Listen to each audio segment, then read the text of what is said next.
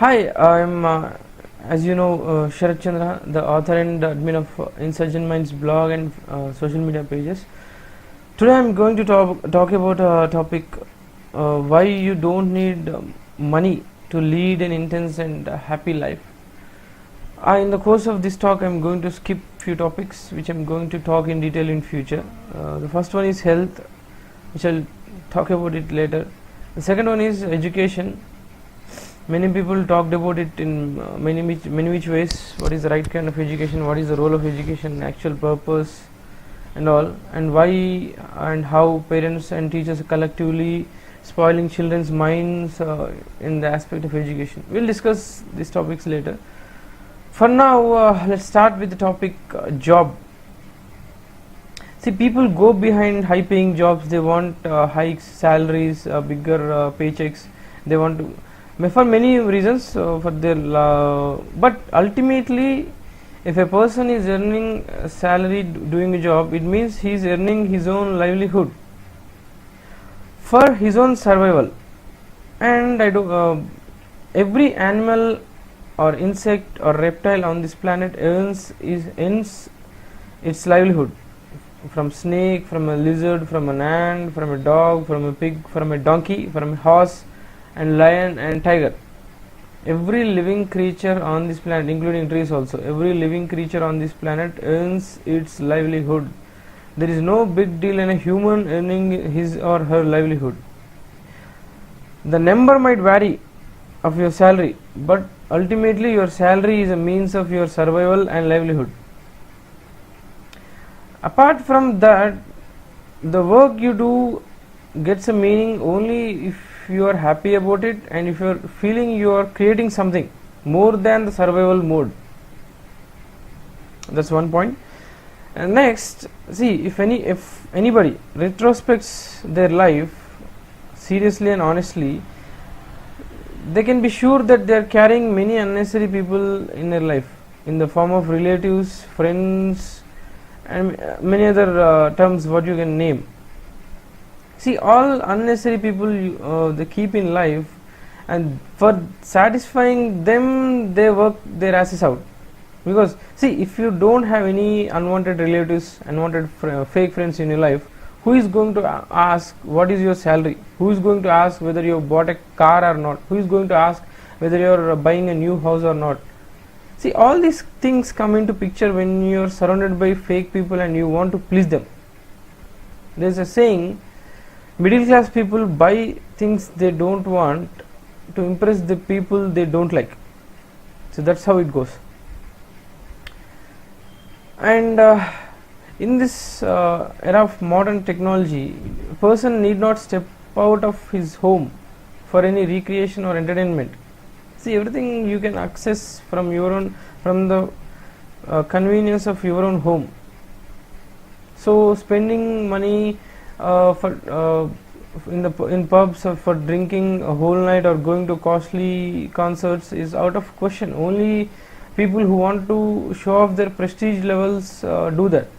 An ordinary man who is very honest, very simple, who is free, can live life to the maximum without the need of more money. I am not saying without the need of money, without the need of more money. See, money is about survival problem. Every animal cannot escape survival problem from the moment it is born to the moment it is dead. That's how nature is designed. That's how it works.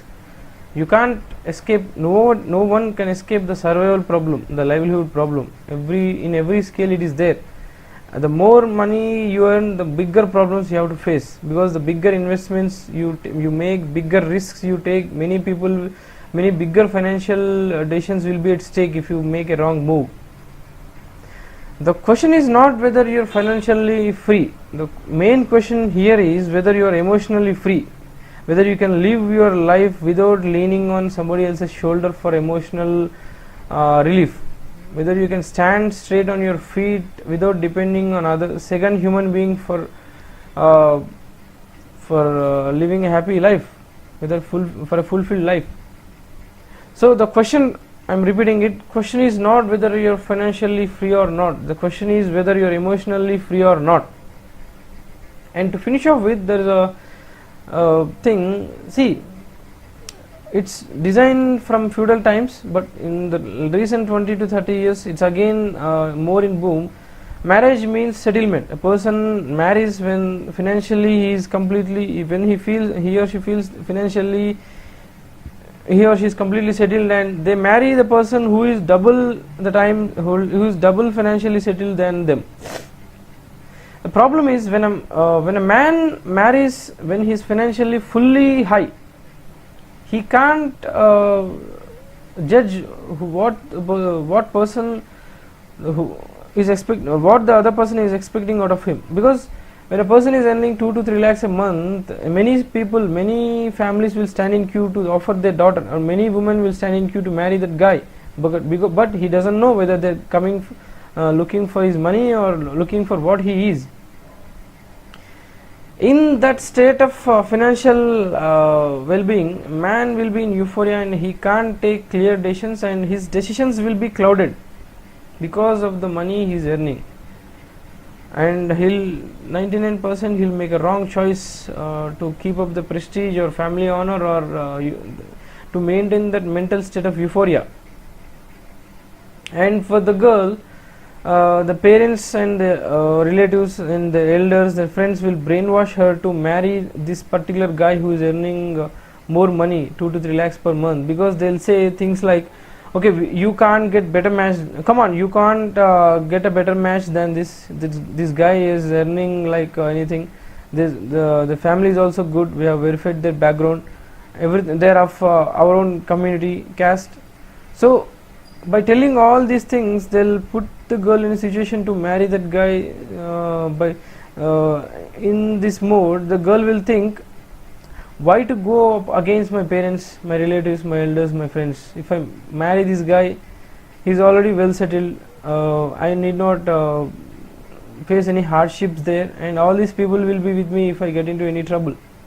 So she thinks it's a safe decision. But after 2 weeks or 3 weeks, when all the hype of wedding photography and post-marriage ceremonies are over, and all the relatives visits and honeymoon excitement is over, then when the normal life starts, she realizes either she is used physically for satisfying his lust, to prove his masculinity in the society or his community, and giving birth to his child. She is used as a tool to give birth to his child and to prove his masculinity. Then she can also, in some cases, she might also become a maid of the family, or if she is physically, financially happy, she might get into a boring life, because she didn't explore the person she married in depth before she married him.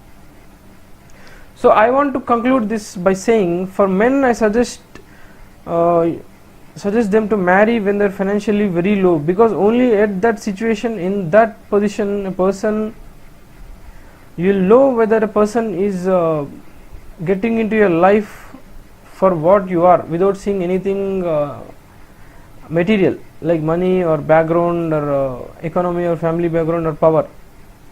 And for women I suggest, you will make a right decision only when you go against your parents' suggestion. Only when you marry a person exactly against your parents' will and wish and choice, you will find a guy perfectly suitable for you, with whom you can lead a happy life. Because parents and elders and friends and relatives, these are the ones who guide you in the wrong direction and land you in a boring place with a boring person, in a sophisticated prison or hell. This is Sharath Chandra, Insurgent Minds, signing off.